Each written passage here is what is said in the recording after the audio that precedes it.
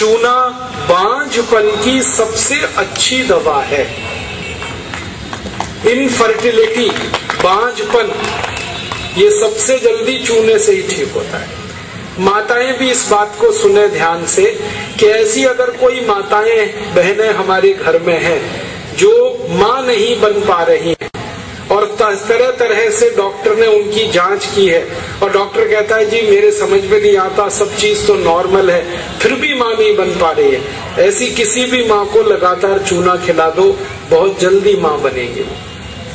और माताएं बहनें ये बात मेरी हमेशा याद रखें कि ऐसी कई माताएं होती हैं जो गर्भ धारण तो कर लेती हैं लेकिन महीने 2 महीने में गर्भपात हो जाता है उनका, कोई कारण हो सकता है, 1 महीने में, किसी का 2, किसी का 3 महीने में गर्भपात हो जाता है। ऐसी सब माताओं को चूना खिलाइए, कभी भी गर्भपात नहीं होगा। और मेरा तो सब माताओं को ये कहना है कि जब भी कोई गर्भवती माँ हो अपने घर में तो उसको हर दिन चूना खिलाइए ताकि गर्भपात ना हो और बच्चा स्वस्थ हो। तो ये चूना कैसे खिलाएंगे? गेहूं के दाने के बराबर चूना 1 कप अनार के रस में मिला के पिलाना। माँ को, गर्भवती माँ को चूना चाहिए अनार के रस के साथ। क्यों अनार का ही रस? क्यों? अनार के रस में सबसे ज्यादा आयरन होता है, लोहा, और चूने में सबसे ज्यादा कैल्शियम होता है।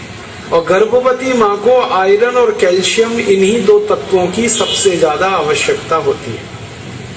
तो अनार का रस 1 कप ले लें और चूना गेहूं के दाने के बराबर हर गर्भवती माँ को 9 महीने तक दे दीजिए आप, सुबह खाली पेट। इसे याद रखिए। बस एक ही व्यक्ति चूना ना खाएं, एक सावधानी है इसमें।